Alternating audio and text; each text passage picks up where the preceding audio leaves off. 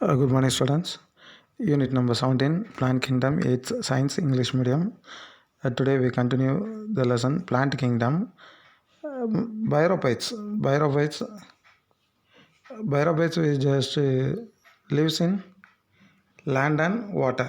அது பைரோபைட்ஸ் வந்து லேண்ட்லேயும் வாழும் வாட்டர்லேயும் வாழக்கூடிய ஒரு தாவரம். அது வந்து ஆம்பியன்ஸ்னு சொல்லுவாங்க. அதோட நேம் வந்து என்ன சொல்லுவாங்கன்னு பார்த்தாங்கன்னா ஆம்பியன்ஸ்னு சொல்லுவாங்க. அதுமாதிரி அதில் 2 விதமான ஜென்ரேஷன் இருக்குது. ஒன்று கேமிட்டோபைட், இன்னொரு ஸ்போரோஃபைட். கேமிட்டோபைட் வந்து என்னென்னா அதிகமாக இருக்கக்கூடியது. ஒரு 100% இருக்குன்னா 90% கேமிட்டோபைட் இருக்கும். 10% தான் என்ன இருக்கும் அப்படின்னு பார்த்தீங்கன்னா ஸ்போரோஃபைட் என்ன செய்யுது இருக்குது. அடுத்து கிளாசிஃபிகேஷன் ஆஃப் பைரோஃபைட்ஸ் பார்த்திங்கன்னா ஹெப்டாசிகே, ஆந்த்ராசிட்டே, மஸ்கை, இப்படி ஒரு 3 டைப்ஸ் என்ன செய்யுது இருக்குது. இந்த பைரோஃபைட்ஸில் கிளாசிஃபைடு பைரோஃபைட்ஸ்னு பார்த்தா மொத்தம் 3 டைப்ஸ் இருக்குது. ஒன்று ஹெப்டாசிகே, அடுத்து என்னது ஆந்தோசெரட்டே, அடுத்து மஸ்கே. இந்த மாதிரி 3 விதமான டைப்ஸ் என்ன செய்யுது இருக்குது.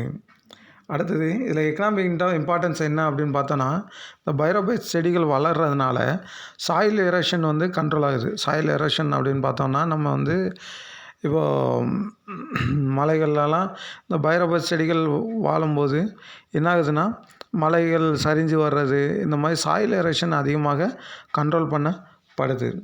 அடுத்தது இந்த ஸ்பக்னம் அப்படிங்கிற ஸ்பாஞ்சு மாதிரி இருக்கக்கூடியது வந்து என்னென்னா வாட்டரை வந்து லார்ஜ் அமௌண்ட் ஆஃப் வாட்டரை வந்து என்ன செய்யணும் அப்சர்வ் பண்ணும். லார்ஜ் அமௌண்ட் ஆஃப் வாட்டரை வந்து அப்சர்வ் பண்ணக்கூடியதாக இருக்குது. அடுத்து என்னதுன்னா இது வந்து வேல்யூபிள் ஃபியூயல். இந்த இந்த செடிகள் வந்து ஒரு ஃபியூயலாகவும் என்ன செய்யுது பயன்படுத்தப்படுகிறது. அது நல்லா கவனிச்சுக்கிடுங்க. இது வந்து ஒரு டைப் ஆஃப் பைரோஃபைட்ஸ், மொசஸஸ் அப்படின்னு சொல்லுவாங்க. இதை ஒரு டைப் ஆஃப் பைரோஃபைட்ஸ், மொசஸஸ் அப்படின்னு சொல்லக்கூடியது. அடுத்தது டெரிட்டோபைட்ஸ் வந்து என்னென்னா லேண்டில் வாழக்கூடிய ஒரு உயிரினம். லேண்டில் வாழக்கூடிய ஒரு உயிரினம். அதிகமாக இது எங்கே தான் வாழும்? லேண்டில் தான் வாழும்.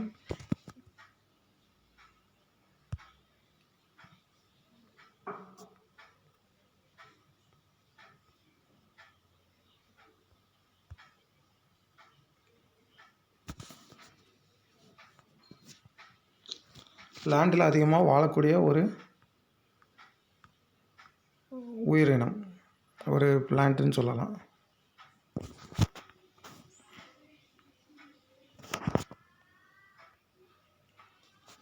லேண்டிலே அதிகமாக வாழக்கூடிய ஒரு இது வந்து எப்படின்னா அதோட ரூட்டு, ஸ்டெம்மு, லீவ்ஸ் இதை பொறுத்து இது வந்து என்ன செய்யுதுன்னா டிஃப்ரென்ஷியேட் ஆகுது. இது வந்து என்ன ஆகுதுன்னு பார்த்தீங்கன்னா ரூட்டு, ஸ்டெம்மு இதை பொறுத்து இது வந்து என்ன செய்யுது டிஃப்ரென்ஷியேஷன் இது இருக்குது. அடுத்தது மோஸ்ட் ஆஃப் த பிளான்ட்டு வந்து என்னென்னா ஒரு குறிப்பிட்ட டைப் ஆஃப் ஸ்போர் இது மாதிரி தான் என்ன செய்யுது இருக்குது. மோஸ்ட் ஆஃப் த பிளான்ட்ஸ் வந்து எப்படின்னா ஒரு குறிப்பிட்ட டைப் ஆஃப் ஸ்போர் மாதிரி தான் என்ன செய்யுது இருக்குது.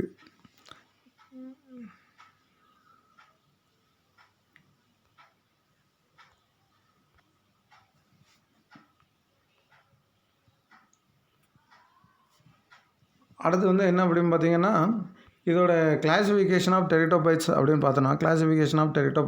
பார்த்தோன்னா இது வந்து என்னென்னா சிலோஸ்பிடா, அடுத்தது லைக்கோஸ்பிடா, அடுத்தது ஸ்கெப்னோஸ்பிடா, அடுத்தது டெட்ரோஸ்பிடா, இப்படி ஒரு 4 டைப்ஸ் ஆஃப் கிளாசிஃபிகேஷனாக இது வந்து என்ன செய்கிறாங்க பிரிக்கிறாங்க. சிலோசோபிடா, அடுத்து லைக்கோஸ்பிடா, அடுத்தது ஸ்பெக்னோஸ்பிடா, அடுத்து டெரோஸ்பிடா அப்படிங்கிற ஒரு 4 டைப்ஸாக என்ன செய்கிறாங்க இதை பிரிக்கிறாங்க. அடுத்து எக்கனாமிக் இம்பார்ட்டன்ஸ் ஆஃப் டெரிட்டோபைட்ஸ் அப்படின்னு பார்த்தீங்கன்னா எக்கனாமிக் இம்பார்ட்டன்ஸில் இது ஒரு ஆர்னமல் பிளான்ட்ஸ். அதாவது ஆர்னமல் அப்படின்னு பார்த்தோன்னா நம்ம அணிகலனாக அணியக்கூடிய மாதிரியான ஒரு பார்க்கக்கூடிய ஒரு வித்தியாசமான ஒரு பிளான்ட்டாக இது என்ன செய்யுது இருக்குது. இந்த டெரிட்டோபைட்ஸ் வந்து பார்க்குறதுக்கு ஒரு ஆர்னமல் பிளான்ட்ஸ் மாதிரி என்ன செய்யுது இருக்குது. அடுத்தது வெர்மிஃபிகேஜ் ட்ரக்ஸ், அதாவது என்னென்னு பார்த்தீங்கன்னா மருந்துகளுக்கு பயன்படுத்தக்கூடியதாக இது இருக்குது. அடுத்தது உணவாகவும் இது சில நேரத்தில் காணப்படுகிறது. இந்த டெரிட்டோபைட்ஸ் வந்து எப்படின்னு பார்த்திங்கன்னா உணவாகவும் என்ன செய்யுது காணப்படக்கூடியதாக இருக்குது.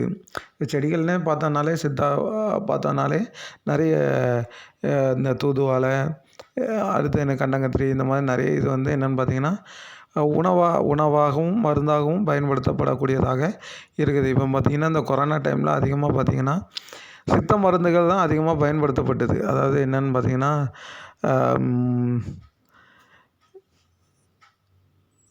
இந்த நிலவேம்பு இந்த மாதிரியான குடிநீர்கள் தான் அதிகமாக இந்த கபசுர குடிநீர் பார்த்திங்கன்னா நிறைய சுக்கு, மிளகு, திப்பிலி இந்த மாதிரியான ஒரு சில கலவைகள்லாம் சேர்ந்து தான் இந்த கபசுர குடிநீர் இதெல்லாம் தயாரிக்கப்படுது. இதெல்லாம் எங்கேருந்து வருதுன்னு பார்த்திங்கன்னா பிளான்ட்டு அதுலேருந்து தயாரிக்கப்படக்கூடியதாகவும் என்ன செய்யுது இருக்குது. ஸோ என்ன அப்படின்னு பார்த்திங்கன்னா இந்த சில பிளான்ட்ஸ் வந்து எதெல்லாம் ட்ரக்ஸாகவும் பயன்படுத்தப்படுகிறது, உணவாகவும் என்ன செய்யப்படுது, பயன்படுத்தப்பட்டு வருகிறது. அடுத்து ஜிம்னோஸ்பேம்ஸ்னால் என்ன அப்படின்னு பாருங்கள். ஜிம்னோஸ்பேம்ஸ் வந்து என்ன அப்படின்னு பார்த்தீங்கன்னா இது வந்து ஒரு நேக்டு சீடு பிளான்ட்டு, சீடு இல்லாத ஒரு செடிகள் அந்த மாதிரியான சொல்லலாம். இதை கிளாஸிஃபை பண்ணும்போது சைக்காடேல்ஸ், அடுத்து என்னது ஜிங்காகோலஸ், கானிஃபெரல்ஸ், ஜெனிடேல்ஸ், இந்த மாதிரி என்னது ஒரு 4 டைப்ஸ் ஆஃப் இதை என்ன செய்கிறாங்க, பிரிக்கிறாங்க. இதில் உள்ள எக்கனாமிக் இம்பார்ட்டன்ஸ் என்னெல்லாம், எக்கனாமிக் இம்பார்ட்டன்ஸ் ஆஃப் ஜிம்னோஸ்பேம்ஸ் ரொம்ப முக்கியமானது. ஜிம்னோஸ்பேம்ஸ் செடிகள் மரங்கள் தான் என்னென்னா அதிகமாக எக்கனாமிக்கலாக பயன்படுத்தப்படக்கூடியதாக இருக்கிறது. ஃபஸ்ட் அந்த பேப்பர் இண்டஸ்ட்ரியில், அதாவது பேப்பர் தயாரிக்கிறதுக்கு இந்த செடிகள் வந்து அதிகமாக இந்த இலத்தலைகள் வந்து அதிகமாக என்ன செய்யுது, பயன்படுத்தப்பட்டு வருகிறது. அதாவது பேப்பர் இண்டஸ்ட்ரியில் ஃபஸ்ட்டு வந்து ரொம்ப முக்கியமான இந்த பேப்பர் இண்டஸ்ட்ரியில் வந்து பேப்பர்ஸ் வந்து தயாரிக்கிறதுக்கு இந்த பர்டிகுலர் ஜிம்னோஸ்பேம்ஸ் செடிகள்லேருந்து தான் தயாரிக்கப்படுகிறது. அடுத்தது சாஃப்ட் வுட்டிலே வந்து ரொம்ப சாஃப்டாக இருக்கக்கூடியது, கரடு முரடு இல்லாமல் சாஃப்டாக இருக்கக்கூடிய வுட்டுகள், அதாவது நம்ம ஃபர்னிச்சர் தயாரிப்பில் இது ரொம்ப பயன்படுத்தப்பட்டு வருகிறது. ஃபர்னிச்சர் தயாரிப்பில் இது அதிகமாக பயன்படுத்தப்பட்டு வருகிறது. அடுத்தது வந்து என்ன, டர்பன்டைன் இந்த ஆயில் இதுக்காண்டி, அந்த பெயிண்டிங் இந்த இதுக்காண்டி இந்த இலைகள் கொடிகளில் வந்து அரைச்சி சாறு எடுத்து பண்ணிகிட்ருக்காங்க. அடுத்தது வந்து என்னென்னு பார்த்தீங்கன்னா சீட்ஸு. அடுத்தது க்யூர்ஸ் ஆஸ்துமா அண்ட் ரெஸ்பிரேட்டரி, அதாவது சுவாசிக்கக்கூடிய பிரச்சனைகள் இருக்கக்கூடிய அனைத்து வியாதிகளுக்கும் இந்த மருந்துகள் பயன்படுத்தப்பட்டு வருகிறது. ஆஸ்துமாவுக்கு இப்போ நம்ம சுவாசிக்க முடியல, ரெஸ்பிரேட்டரி சரியான சுவாசிக்க முடியாத சூழ்நிலைகள் இருக்குது. இந்த மாதிரியான விஷயங்களுக்கு இந்த ஆஸ்துமாக்கும் ரெஸ்பிரேட்டரி சிஸ்டத்துக்கும் இந்த ஜிம்னோஸ்பேம்ஸ் செடிகள் வந்து அதிகமாக பயன்படுத்தப்பட்டு வருகிறது. அடுத்து ornamental, already we seen in டெரிட் ஆஃப் இட்ஸ், ஆர்னமெண்டலாகவும் இது என்னது யூஸ்ஃபுல்லாக இருக்குது. அடுத்து ஆஞ்சியோஸ்பெர்ம், இது க்ளோஸ்டு ஸ்பெர்மா. அந்த ஹெர்பிடேரியனை பொறுத்து இது என்ன செய்யும், அந்த பிளான்ட்ஸ் வந்து என்ன செஞ்சுக்கிட்டே இருக்கும், வேரி ஆகிட்டே இருக்கும். கிளாசிஃபிகேஷன் ஆஃப் டைகாட், மோனோகாட், அதாவது ஒரு வித்து 2 வித்து, ஒரு சீடு 2 சீடு. இப்போ மாங்காவை ஓப்பன் பண்ணால் 2 சீடு இருக்கும். அந்த மாதிரி 1 டைகாட், மோனோகாட் அப்படிங்கிற specification.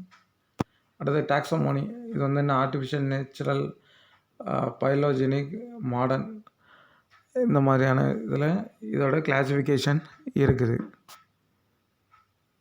Uses of medical plants பார்த்திங்கன்னா அக்கலப்பையா இண்டிகா, வேறு ஒன்றும் இல்லை, இந்த கண்டங்கத்திரி, ஆலோவேரா, துளசி, இந்த மாதிரியான மெடிக்கல் பிளான்ட்ஸு. நம்ம இப்போ பார்த்தோன்னா சளி பிடிச்சிருக்கு அப்படின்னா உடனே என்ன செய்வோம், இந்த கண்டங்கத்திரி, சுக்கு, திப்பிலி எல்லாம் சாறு எடுத்து என்ன செய்வாங்கன்னு பார்த்திங்கன்னா சளி பிடித்ததுக்கு கொடுக்குறாங்க. சித்தா தான் இப்போ ஃபுல்லாகவே அதிகமாக நிறைய ஒரு வீட்லேயுமே இப்போ இந்த மரங்கள்லாம் வளர்க்க ஆரம்பிச்சிட்டாங்க. சித்த சம்மந்தமான மருந்து சம்மந்தமான செடிகள் கொடிகள்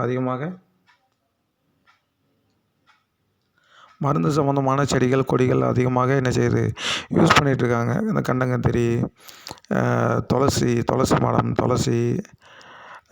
ஆலோவேரா, அதை சோத்துக்கற்றாலெல்லாம் நல்ல ஒரு விட்டமின்ஸ் என்ன செய்யுது இருக்குது. துளசி, சோத்துக்கற்றாழை, கண்டங்கத்திரி, இதிலலாம் அதிகமாக என்ன இருக்குதுன்னு பார்த்தீங்கன்னா, அந்த மெடிசின் சம்மந்தமாக அதாவது வியாதிகளை குணப்படுத்தக்கூடிய மெடிசின் சம்மந்தமான இது வந்து என்னது அதிகமாக இருக்குது. கண்டிப்பாக நம்ம வந்து இந்த மரங்கள் செடிகள்லாம் அதிகமாக வளர்க்கணும். இப்போ காட்டுக்குள்ளே போனோம்னாலே ஒன்றும் இல்லை, ரோட்டில் போகும்போது நிறைய பேர் இறங்கி அந்த மஞ்சள் கலரில் ஒரு பூவை பறிச்சிட்ருப்பாங்க. எதுக்குன்னு பார்த்தா அந்த பூ எதுக்குடா இது நல்லது அப்படின்னு பார்த்தோன்னா, சுகர் பேஷண்ட்டுக்கு வந்து அந்த செடி அந்த பூ வந்து நல்லது அப்படிங்கிறாங்க. ஸோ அந்த மாதிரி தான் இயற்கையாகவே நமக்கு நிறைய மெடிசின்ஸ் கிடைக்கிது. இயற்கையான செடிகள் கொடிகள் மூலமாகவே நிறைய மெடிசின்ஸ் கிடைக்கிது. ஒன்றும் இல்லை, கீரையை அரைச்சி கீரை நம்ம கீரைனாலே பிடிக்காது. ஆனால் நிறைய கீரையை பார்த்திங்கன்னா ஒவ்வொரு விஷயத்துக்கும் நமக்கு அது யூஸ்ஃபுல்லாக இருக்குது. முருங்கைக்கீரை அதெல்லாம் நல்ல எவ்வளோ சத்தான ஒரு விஷயம். முருங்கைக்கீரைலாம் அவ்வளோ சத்து இருக்குது. முருங்கைக்கீரையில் இல்லாத சத்தே என்ன செய்யாது, கிடையாது. அவ்வளோ சத்து முருங்கைக்கீரையில் உடம்புல என்ன செய்யுது, சேர்க்குது. ஆனால் நம்ம அதெல்லாம் நமக்கு சாதாரணமாக கிடைக்கக்கூடியது, நம்ம வீட்டிலே வளர்க்கக்கூடியது. ஆனால் அதெல்லாம் நம்ம ஒரு சத்தான பொருளாகவே நம்ம என்ன செய்ய மாட்டோம், கன்சிடர் பண்ண மாட்டோம். மாத்திரை இந்த மாதிரி இதில் டைரெக்டாக என்ன செய்கிறோம், நம்புகிறோம். அந்த மாதிரி தான் என்ன செய்யுது இருக்குது. நிறைய செடிகள் கொடிகள் மலைகளில் பார்த்திங்கன்னா நிறைய செடிகள் கொடிகள், ஆரோக்கியமான செடிகள் கொடிகள் அதிகமாக என்ன செய்யுது இருக்குது. அடுத்து ஆரோக்கியமான செடிகள் கொடிகள் அதிகமாக இருக்குது, நமக்கு தெரியாது. நிறைய நம்ம தாவரங்கள்லாம் பார்க்குறோம், நிறைய தாவரங்கள்லாம். இது யூனிட் முடிஞ்சு அதாவது என்னென்னா எதுக்கு அவ்வளோ அவசரமாக போண்டிருக்குன்னா, நமக்கு அடுத்த டெஸ்ட்டு வந்துக்கிட்டே இருக்குது. டெஸ்ட்டுக்கு இவங்க போர்ஷன் கொடுத்துட்டே இருக்காங்க, அனௌன்ஸ் பண்ணிட்டே இருக்காங்க. நம்ம அதுக்குள்ளே யூனிட்டை முடிக்க வேண்டியிருக்கு. ஏன்னா வெரி ஷார்ட் டைம் பீரியடு. வாரத்தில் 2 கிளாஸ் தான் கிடக்கு. 2 கிளாஸில் ஒரு பாடத்தை முடிக்க வேண்டியிருக்கு. ஏன்னா உனக்கு கண்டிப்பாக ஜனவரியில் ஸ்கூல் ஆரம்பித்தாலும் ஏப்ரலுக்குள்ளே டெஸ்ட் வந்துடுது. அந்த ஒரு 4 மாதத்துக்குள்ளே நம்ம இன்னும் 17 யூனிட் 16 யூனிட் முடிக்கணும்னா கஷ்டம், ரொம்ப கஷ்டம். அதனால் கொஞ்சம் நீங்கள் என்ன செய்யுங்க, ஸோ புக்ஸை கொஞ்சம் ரீட் பண்ணுங்கள். ஏதாவது டவுட்னால் கண்டிப்பாக என்ன செய்யுங்க, கேளுங்க, இன்ட்ராக்ட் பண்ணுங்கள். சார்கிட்ட வந்து டவுட்டு கேளுங்க, இந்த மாதிரி இன்ட்ராக்ட் பண்ணுங்கள். இப்போ அடுத்த எக்ஸாமுக்கு போனால் டைம் டேபிள் வந்துட்டு, நம்ம சயின்ஸ் எக்ஸாமுக்கு டைம் டேபிள் என்ன போட்டாச்சு. யூனிட்டு என்ன எல்லாம் படிக்கணும் அப்படிங்கிறத சொல்லிட்டேன். அது எத்தனை பேர் பார்த்தாங்கன்னு கூட தெரிய மாட்டேங்கி. தேங்க்யூ சார், எஸ் சார், ஏதோ 2 பேர் 3 பேர் அவங்க தான் இன்ட்ராக்ட் பண்ணிட்டே இருக்காங்க. குறிப்பிட்ட ஒரு 4 பேர் 5 பேர் தான் இன்ட்ராக்ட் பண்ணுறாங்க. மித்தவங்க ரொம்ப சைலண்ட்டாக அந்த மாதிரி இருக்கிறீங்க. ஒரு டெஸ்ட் வச்சு அதை நீ போட்டு விடு, அனுப்பி விடுன்னு சொன்னால் கூட அனுப்பி விட்றது கிடையாது.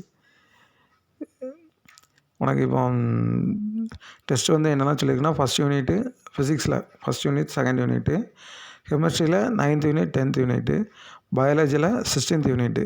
ஸோ முக்கியமான கொஸ்டின்ஸ் என்ன ஏதுன்னு உனக்கு நல்லா தெரியும். அதை நல்லா படிச்சுக்கோ.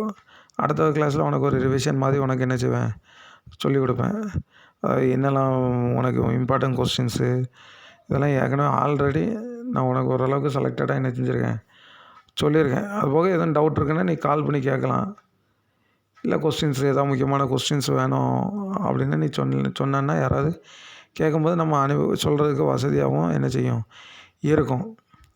நீ இப்போ என்ன செய்கிறேன்னா, அடுத்து இன்றைக்கி வியாழக்கிழமை, சண்டேக்குள்ளே 5 யூனிட்டில் உள்ள 1 வேர்ட்ஸ் மட்டும் நீ என்ன செய்கிறேன்னா பேப்பரில் எழுதி ஆன்சர் எழுதி எனக்கு ஃபோட்டோ எடுத்து அனுப்புகிற.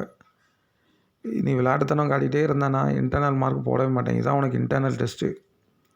40 மார்க் 1 மார்க் என் கையில் இருக்குது. நீ என்ன செய்கிறேன்னா 5 யூனிட்டில் உள்ள 1 வேர்ட்ஸை மட்டும் கொஸ்டின் எழுதி ஆன்சர் எழுதி நீ என்ன செய்கிற, எனக்கு ஃபோட்டோ எடுத்து அனுப்புகிற. நான் சொல்லிக்கிட்டே இருக்கேன், பேரை மென்ஷன் பண்ண வேண்டாம், பேரை மென்ஷன் பண்ண வேண்டாம் பார்த்துட்டே இருக்கேன். நீ பேரை மென்ஷன் பண்ண வைக்க சொல்லுவேன்னு நினைக்கிறேன். இதெல்லாம் ஒன்றும் செய்யலை அப்படின்னு சொல்லி.